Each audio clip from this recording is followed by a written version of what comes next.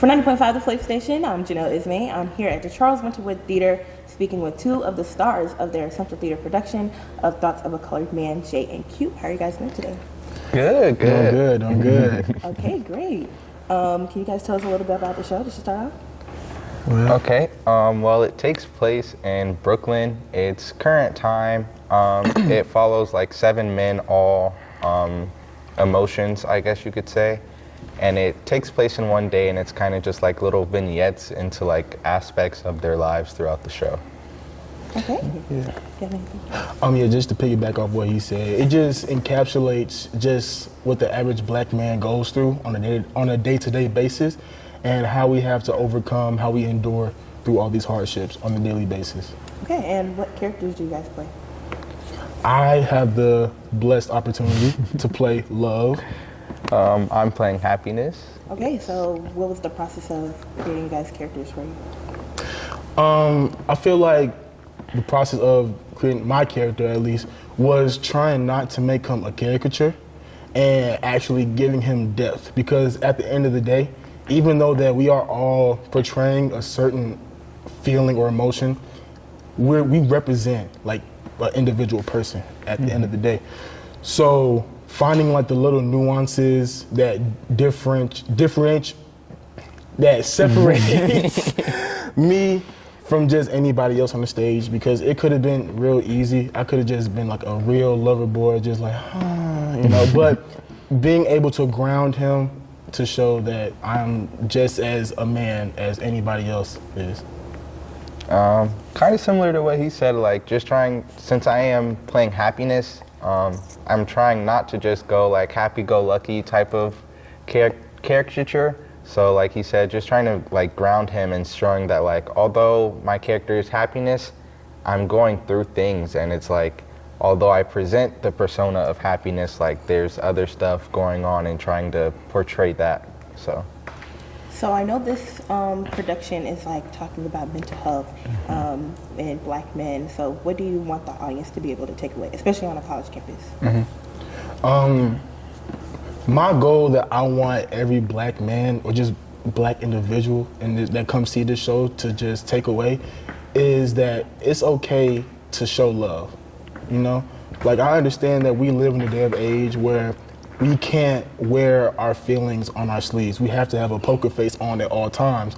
So that's where like the coldness, like just the cold shoulder aspect of just like everything comes into play.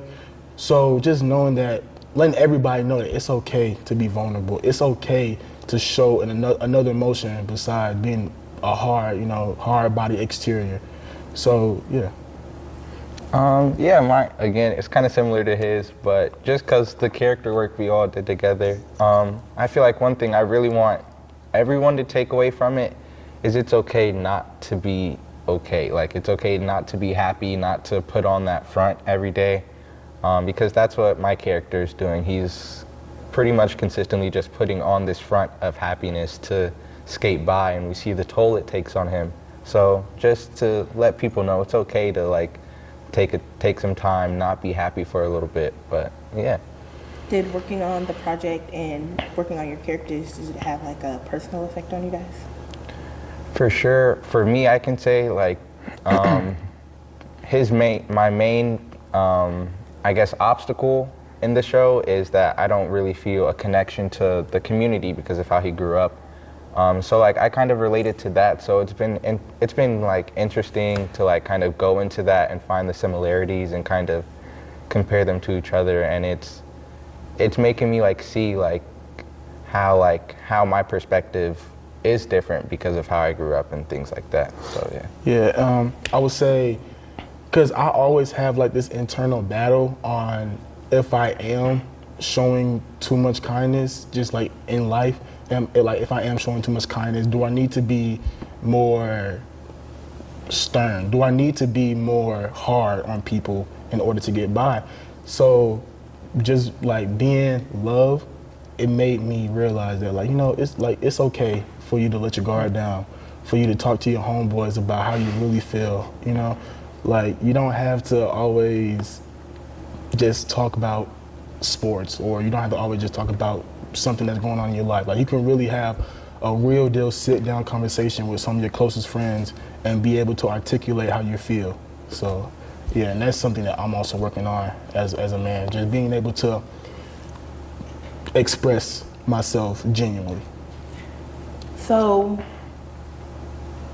what do you guys think is what was the most challenging part about the process of working on the play?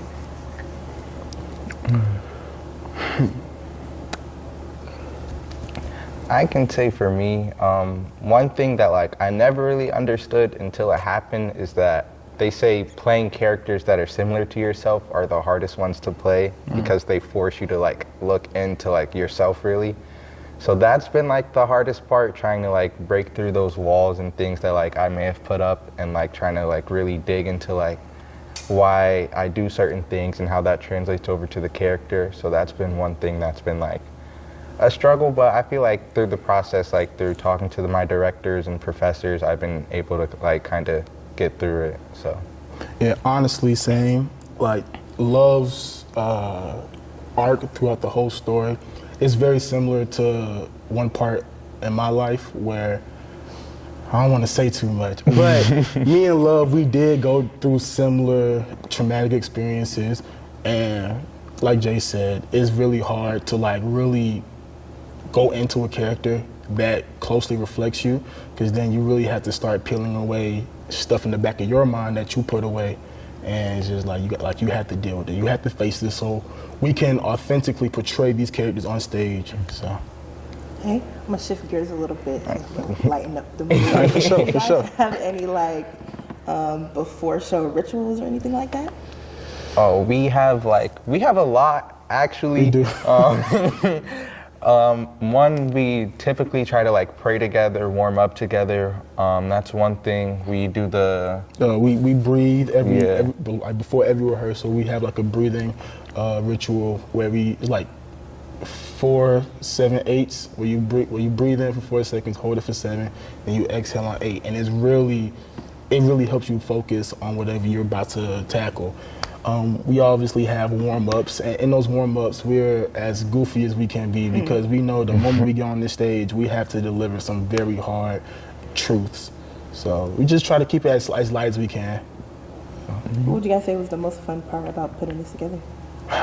I would say watching the set come, because like this set is so dope. Like just watching every little nuance come in. Like one rehearsal is like the stairs. We had the stairs. The next rehearsal, now the stairs are painted. Like, oh, okay, like I can actually see like the world of Thoughts of a Color Man. So that was really dope. Cool. Yeah. So, what's one thing you guys want the audience to know coming in to see the show?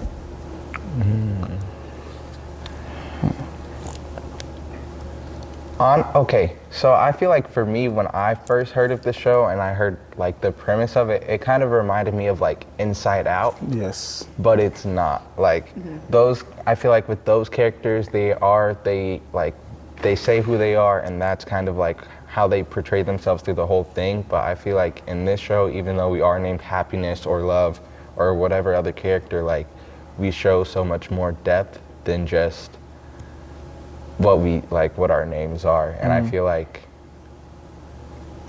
I don't know, I just feel like we're not as one-dimensional as you may think. And one thing I would want the audience to know before, just because the title of the play is called Thoughts of a Colored Man, it's not just revolved around just the man, not even the colored man. You know what I'm saying? It can be applied to any walk of life, any race, any ethnicity. So, because it's just how we go through hardships and how we have to endure and become a better person by the time we get through this. Okay, and I know Professor Harding, she talked about the community conversation. Can you guys give us a little more on that? Yes, so that's going to be Saturday after our 2 p.m. show. So it'll kind of be around like 3:30. Yes. You won't require a ticket to get in. It'll just be like open to whoever. So it'll be in Charles Winterwood right after the show. Feel free to ask us questions. So Yeah, that's what we're here for. It'll be a great time. Cool. And then Greek night as well. So you guys Yes. wanna Yes. let the people know. So Greek night is going to be that same Saturday, but at the 8 p.m. show. Yes. After the 8 p.m. show, the Greeks, they can come out, they can rock their Greeks, they can show who comes the hardest, you know. So yeah, it's gonna be fun just for them to come out and just enjoy the show. Cool. And what's one thing that you guys are taking away from the production, like after you guys finish? Wow.